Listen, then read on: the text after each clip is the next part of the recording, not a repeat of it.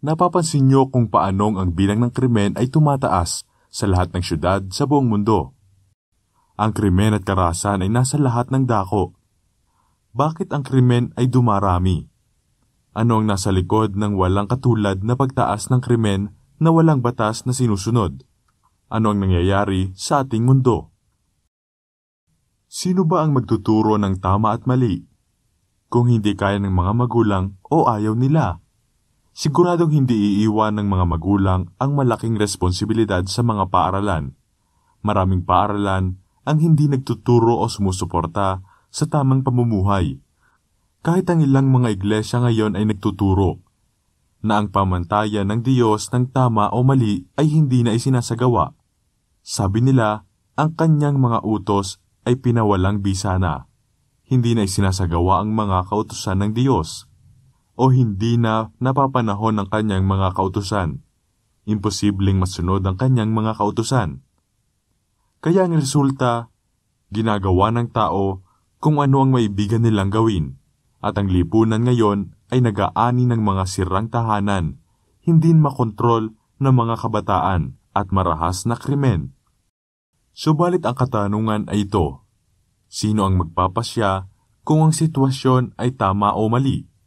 Hindi ba't maging ang paghatol ng mabuting tao ay hindi rin perpekto? Kung walang pamantayan ng tama at mali sa labas natin, ay maaari nating bigyan ng katwiran ang lahat ng bagay. Subalit ang Biblia ay nagpaalala sa atin na tayo ay hindi mga perpektong hukom kung ano ang tama at mali.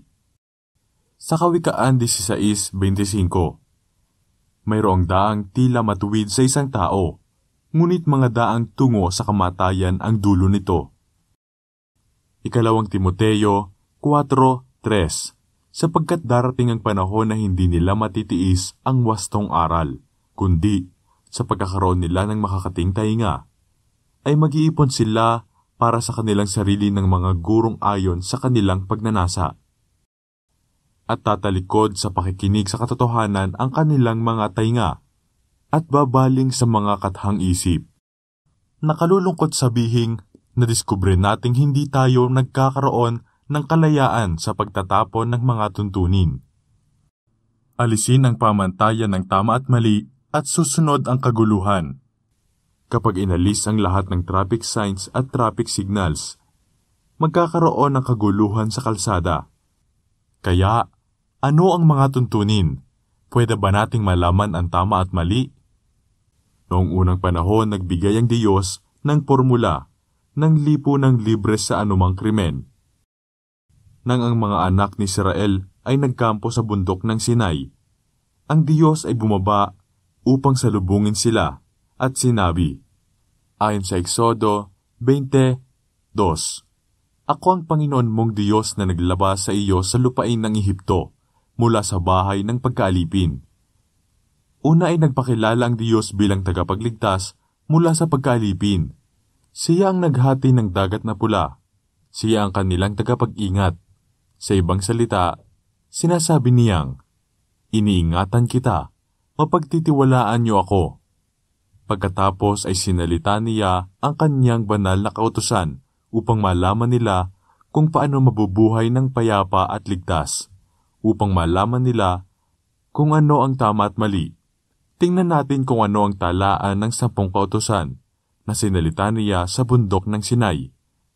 Ayon sa aklat ng Exodo 20:3-17, ang 10 utos ng Diyos. Una, huwag kang magkakaroon ng ibang mga Diyos sa harap ko.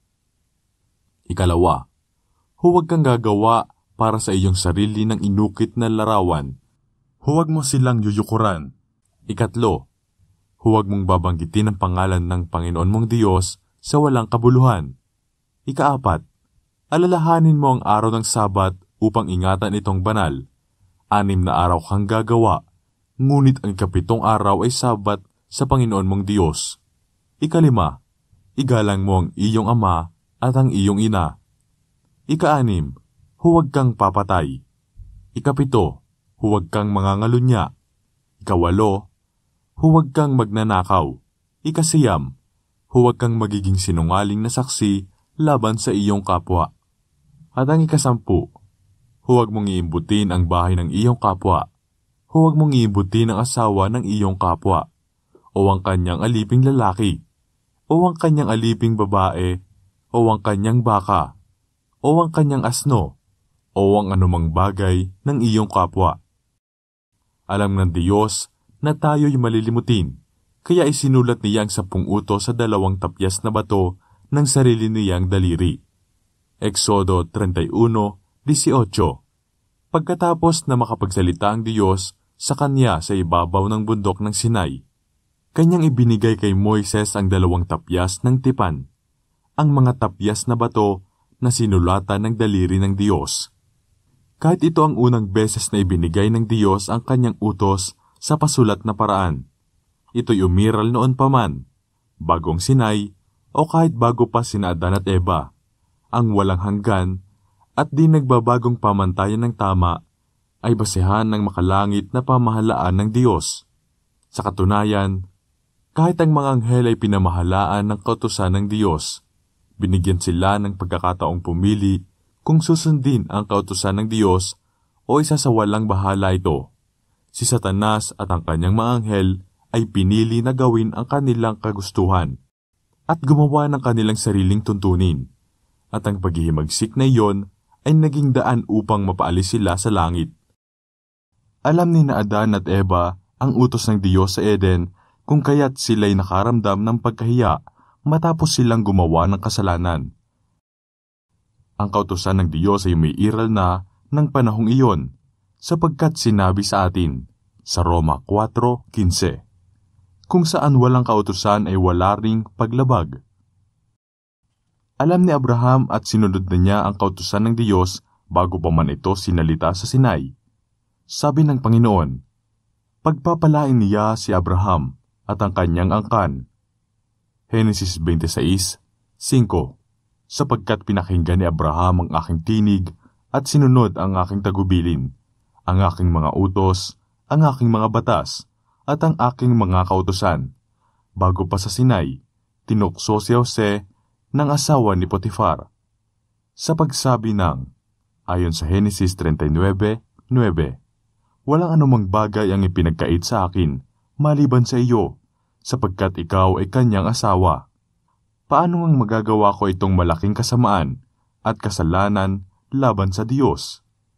Alam ni Jose na kasalanan ang pangangalo niya. Alam niya ang pamantayan ng tama at mali ng Diyos. Matatag ang kanyang pagpapasya na huwag labagin ang kautusan ng Diyos. Ang mga anak ni Israel ay tinagubili ng paglingkuran at sundin ng Diyos. Ngunit sa panahon ng malupit na pagkabihag sa Ehipto, unti-unting nagdilim ang pagsunod sa kautusan ng Diyos. Pagkatapos ng Eksodo, mga ilang linggo bago marating ang Sinai, pinagsalitaan ng Diyos si Moises dahil sinusuway ng mga Israelita ang kanyang kautusan sa pamamagitan ng pag-ipon ng mana sa araw ng Sabat. Exodo 16:28. Sinabi ng Panginoon kay Moises, hanggang kailan ninyo tatanggihang tuparin ang aking mga utos at ang aking mga batas? Talatang 30.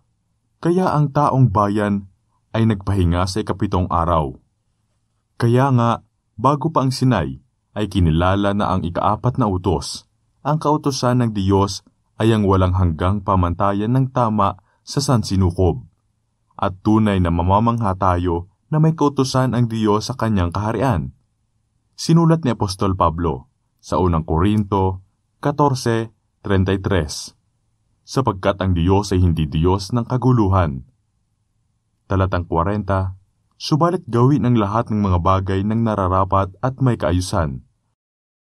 Walang maayos na gobyerno kung walang mga kautusan.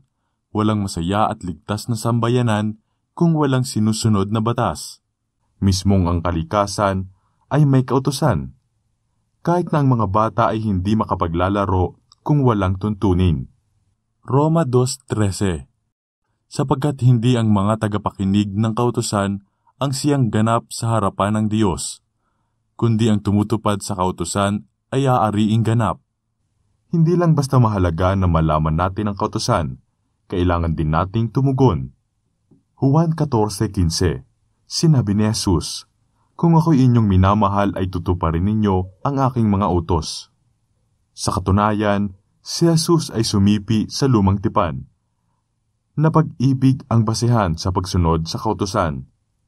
Mateo 22:37. Ibigin mo ang Panginoon mong Diyos ng buong puso mo, at ng buong kaluluwa mo, at ng buong pag-iisip mo. Talatang 38. Ito ang dakila at unang utos. Sa talatang 39 at 40. At ang pangalawa ay katulad nito, ibigin mo ang iyong kapwa na gaya ng iyong sarili. Sa dalawang utos na ito, nakasalig ang buong kautusan at ang mga propeta. Kung tunay na iniibig natin ng Diyos ng buong puso, isip at kaluluwa, tiyak na may pahahayag natin ang pag-ibig na iyon sa pagsunod sa unang apat na utos. Pag-ibig sa Diyos ay, ang Diyos ang magiging una sa ating buhay. Ang ating pagsamba ay ilalaan lamang sa Diyos. Ating igagalang ang Kanyang banal na pangalan. Magiging balisa tayo, naingatan ang ating pakikipagtagpo sa Diyos tuwing Sabat. Pag-ibig sa ating kapwa, igalang ang ating mga magulang. Pahalagahan ang buhay, ingatan ang moralidad, respetuhin ang pag-aari ng iba, maging tapat sa ating pakikipag-ugnayan sa bawat isa, huwag mag-iimbot ng pag-aari ng iba. Kinalap ng Diyos ang mga alituntunin ng kabutihang asal, na ito ay tunay na nasasaklaw ang pag-uugali ng tao. Tanging Diyos lamang ang makagagawa ng ganitong kautusan. Ang sabi ng Biblia, sa awit 19:7. Ang kautusan ng Panginoon ay sakdal, na nagpapanauli ng kaluluwa. Talatang 11, sa pagsunod sa mga iyon ay may dakilang gantimpala. Ang perpektong batas ay hindi mababago. Lucas 16:17. Iyan ang katotohanan na sinalita ng Panginoon na, ngunit mas madali pa para sa langit at lupa na lumipas, kaysa maalis ang isang kudlit sa kautusan. Ngunit sinabi mo, palagi kong nararamdaman na ang 10 utos ang nagbabawal sa aking kasiyahan. Hindi hangad ng Diyos na maging pahirap sa tao o pagbawalan ng kanilang kasiyahan ng kanyang kautusan. Kasalungat nito, hangad ng Diyos na ito ay maging proteksyon o panangga sa pighati ng kasalanan. Hangad niya na ang kanyang kautusan ay maging kalayaan at kaligtasan saan mang dako. Deuteronomio 5:29. Ang sabi ng Panginoon, ang kanilang nawang isipan ay maging laging ganito, na matakot sa akin, at kanilang tuparin ang lahat ng aking mga utos, para sa ikabubuti nila at pati ng kanilang mga anak magpakailanman. Tulad ng paglagay ng barandilya sa mga tulay at paakyat sa bundok bilang proteksyon sa panganib, ibinigay ng Diyos ang kanyang kautusan upang magbigay proteksyon at patnubay sa daan ng buhay. Roma 3:20. Ang kanyang batas, sapagkat sa pamamagitan ng kautusan ay ang pagkakilala ng kasalanan. Roma 7:7. Sinabi ni Pablo, gayon may hindi ko sana nakilala ang kasalanan, kung hindi sa pamamagitan ng kautusan. Sapagkat hindi ko sana nakilala ang pag-iimbot, kung hindi sinasabi ng kautusan, huwag kang mag-iimbot. Ang kautusan ng Diyos ay katulad ng isang salamin. Sa pagtingin natin dito, hindi natin magugustuhan ang ating makikita. Ngunit sa pagsira ng kautusan o di pagpansin dito, hindi natin mababago ang ating kalagayan. Ito ay isang gabay upang magkaroon tayo ng masaya at malayang buhay kung susundin natin ang tagubilin sa kanyang kautusan. Ang kautusan ay hindi makapagbibigay ng kapangyarihang malampasan ng kasalanan. Hindi maaalis ang paggawa ng mabuti ang kasalanang nagawa na. Paano natin matatanggap ang pagpapatawad? Paano tayo makaliligtas sa parusa ng nasirang kautusan o sa kamatayan? Sa mismong pintuan ng hardin ng Eden, ang Diyos ay nagtatag ng maliwanag na paalala na ang pagsuway ay nagdadala sa kamatayan sa sumuway man o sa inosenteng kahalili. Ang kordero ay nialay upang ipakita ang pananampalataya ng makasalanan sa plano ng Diyos na iligtas ang tao. Ito ang paraan ng Diyos upang maunawaan ni Adan kung paano ang inosenteng anak ng Diyos ay kailangang mamatay upang pagbayaran ng nasirang kautusan. Si Kristo, ang kordero ng Diyos, ang tumanggap ng parusa at ng kamatayan. Hindi ang kautusan ang makapagliligtas sa kanino man sa kasalanan. Galatia 3:21. Sapagkat kung ibinigay ang isang kautusan na makapagbibigay buhay sa makatuwid, ang katuwiran ay sa pamamagitan ng kautusan. Hindi ang kautusan ang nagpapatawad at nagliligtas. Ito ay ang biyaya ng Diyos. Dahilan lamang sa sakripisyo ni Kristo, maaari tayong maligtas. Roma 6:23. Sapagkat ang kabayaran ng kasalanan ay kamatayan, ngunit ang kaloob ng Diyos na walang bayad ay buhay na walang hanggan kay Kristo Jesus na Panginoon natin. Efeso 2:8-9. Sapagkat sa biyaya, kayo'y naligtas sa pamamagitan ng pananampalataya, at ito'y hindi sa pamamagitan ng inyong sarili. Ito'y kaloob ng Diyos, hindi sa pamamagitan ng mga gawa, upang ang sinuman ay huwag magmalaki. Kapag tayo ay niligtas na ng biyaya, malaya na ba tayong makapamuhay ng buhay ng pagsuway? Roma 6:1-2. Ano nga ang ating sasabihin? Magpapatuloy ba tayo sa pagkakasala upang ang biyaya ay sumagana? Huwag nawang mangyari. Tayong mga namatay na sa pagkakasala, paano nga tayong mabubuhay pa roon? Ang kaligtasan ay iniaalok doon sa mga nagnanais maligtas sa kasalanan at sa mga gustong maging bahagi ng kaharian ng Diyos. May mga taong naniniwala na ang kautusan ng Diyos ay wala na. Isipin itong mabuti. Kung walang kautusan, walang kasalanan, sapagkat ang kasalanan ay pagsalansang sa batas. Kung walang kautusan, hindi natin kailangan ang biyaya, sa dahilang ang biyaya ay ang pagmamahal ng Diyos nang suwayin natin ang kanyang kautusan. Kung hindi natin kailangan ng biyaya, hindi natin kailangan ng krus. Kung walang pangangailangan sa krus, tiyak na hindi rin natin kailangan ang tagapagligtas. Kung lalayo tayo sa kautusan, malayo tayo sa kasalanan, sa biyaya, sa krus, at sa tagapagligtas. Gaano natin kailangan ng tagapagligtas na namatay sa krus upang iligtas tayo ng kanyang biyaya, upang mabayaran ang ating kasalanan sapagkat nilabag natin ang kanyang kautusan? Ang pinakamahalaga, ang kautusan ay nagpapakilala ng kasalanan at tinutulungan tayong mga ilangan ng tagapagligtas.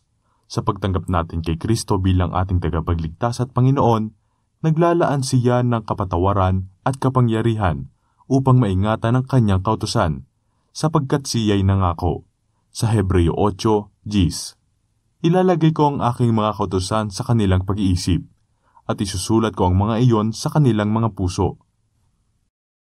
At iyan ang pangako ng Diyos sa lahat ng susunod sa Kanya. Isusulat niya ang Kanyang kautusan sa kanilang mga puso, upang gustuhin nila na ingatan ito. Iyan lang ang tanging paraan upang ang tao'y makasunod sa Diyos. Dahil sa Kanyang pag-ibig sa Ama, si Kristo ay sumunod at tinupad ang kautusan ng Diyos. Juan 15:10. Sapagkat sinabi niya, kung tinutupad ninyo ang aking mga utos, ay mananatili kayo sa aking pag-ibig, gaya ng aking pagtupad sa mga utos ng aking Ama, at ako'y nananatili sa kanyang pag-ibig. At sinabi ni Jesus sa atin, na ipakita ang ating pag-ibig sa Kanya sa pagtupad sa Kanyang mga utos. Juan 14:15. Kung ako'y inyong minamahal, ay tutuparin ninyo ang aking mga utos. Ang pinakadakilang paglalarawan ng pagmamahal at pagsunod sa kalooban ng Diyos ay malinaw na naisadula, isang malamig, madilim na gabi sa ilalim ng punong olibo, sa hardin. Sa mga dugong pumatak mula sa kanyang mukha, ang anak ng Diyos ay nanalangin. Mateo 26:39. Ama ko, kung maaari, lumampas sana sa akin ang kopang ito. Gayon may hindi ang ayon sa ibig ko, kundi ang ayon sa ibig mo. Ang kapalaran ng tao ay nalagay sa timbangan. Ang makasalanang mundo ay kailangang mailigtas o mapahamak. kung hinangad ng kabataang Galileyong ito ang lahat ng kanyang naisin sa buhay, at binaliwala ang katubusan ng tao, ang kamatayan sa krus, maaari niyang pahirin ang pawis sa kanyang kilay at sabihin, hayaang magdusa ang tao sa kaparusahan ng kanyang kasalanan. O papasanin niya ang krus para sa atin, tulad ng kanyang pinili. Namatay siya dahil sa ating kasalanan. Pinatulo niya ang kanyang dugo upang tayo ay mapatawad. Namatay siya ng kamatayang dapat sa atin, upang mabuhay tayo magpakailanman kasama niya. Sa dahilang binayaran ni Kristo ang ating kasalanan, maaari tayong makatanggap ngayon ng kapatawaran sa pamamagitan ng kanyang pagsasakripisyo. Ang lumang krus sa bundok na tinawag na bundok ng Kalbaryo ay ang walang hanggang alaala ng halagang ibinayad ng Diyos upang pagbayaran ang nasirang kautusan at mailigtas ang makasalanan. Kung ang kautusan ng Diyos ay naalis o nabago, hindi na kailangang mamatay pa si Jesus. Ang Kalbaryo ay hindi na rin kailangan. Ngunit hindi binabaliwala ng Diyos ang kasalanan ng tao. Hindi niya mababago ang kautusan, kaya kailangan ng makasalanan ang tagapagligtas. Salamat sa Diyos sa kanyang pag-ibig sa pagpayag na ibigay ang kanyang bugtong na anak na namatay bilang kahalili natin. Juan 3:16. Sapagkat gayon na lamang ang pag-ibig ng Diyos sa sanlibutan, na ibinigay niya ang kanyang tanging anak, upang ang sinumang sa kanya ay sumampalataya ay huwag mapahamak, kundi magkaroon ng buhay na walang hanggan. Patuloy siyang tumatawag sa atin. Nais niyang bigyan tayo ng kapangyarihang mabuhay sa kanya. Kaibigan, ang kaligtasan ay nasa iyo ngayon. Namatay siya para sa iyo. Nais niyang bigyan ka ng walang hanggang buhay. Huwag mong hayaan na ang kalayawan ang makapagpahiwalay sa iyo sa walang hanggang buhay. Huwag mong hayaang pigilan ka ng anumang bagay. Tinatawag ka niya. Umuwi na tayo. Nais niyang baguhin ang iyong buhay. Nais niyang bigyan ka ng biyaya at lakas na sundin ang kanyang kautusan. Maaaring makaramdam ka ng panghihina, ngunit si Jesus ay malakas. Anuman ang iyong nakaraan, patatawarin at lilinisin ka ni Jesus. Bibigyan ka niya ng lakas na mamuhay ng bagong buhay. Huwag mong hayaang pigilan ka ng anumang bagay. Ayon sa Apokalipsis 22:17. At ang nauuhaw ay pumarito. Ang may ibig ay kumuha ng tubig ng buhay ng walang bayad.